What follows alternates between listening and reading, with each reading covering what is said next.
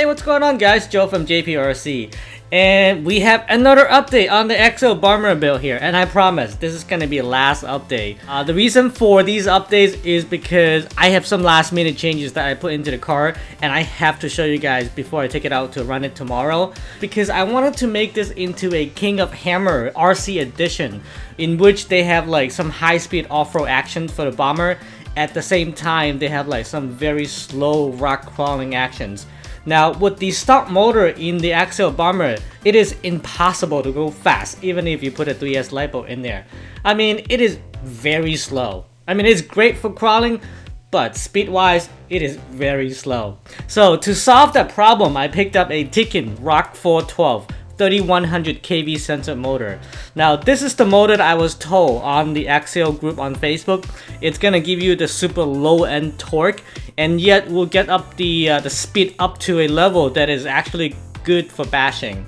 So, and to supply the power to the Tekin ROC 412 here, this is the Mamba Max Pro ESC that I have sitting around.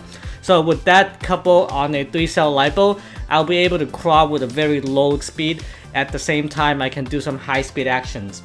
Now, going back to the Tekin ROC 412 motor, right? You can get it for about $140 on towerhobbies.com. And I was actually super impressed. When I opened the box, the motor quality is very superior. So hopefully, it's gonna do what I wanted to do. And I didn't really find a good mount location for the ESC because I didn't want it to like just double tape it on the receiver box because the bottom of the MMP ESC is kind of a sticker, so I didn't want to just like double tape it onto the receiver. So I made it another motor mount and mounted onto the side and then routed the cables through the back.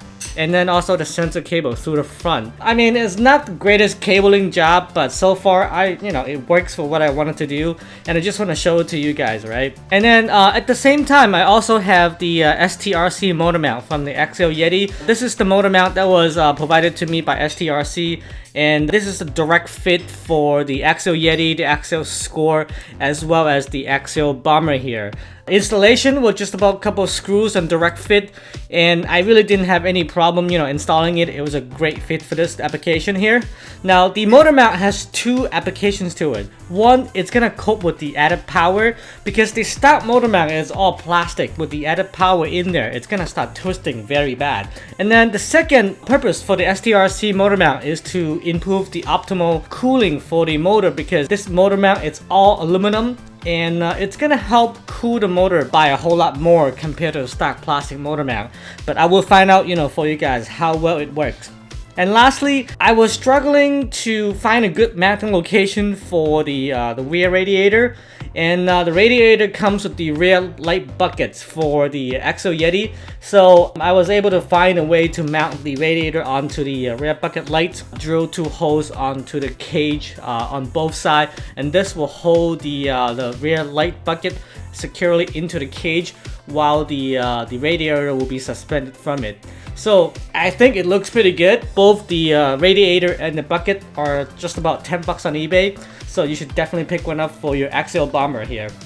Now with that, that's all I have for this update. I really cannot run it tomorrow. So I want you guys to stay tuned. And I'll definitely have the running video up in a few days. So with that, I will see you guys next time. Thanks for watching.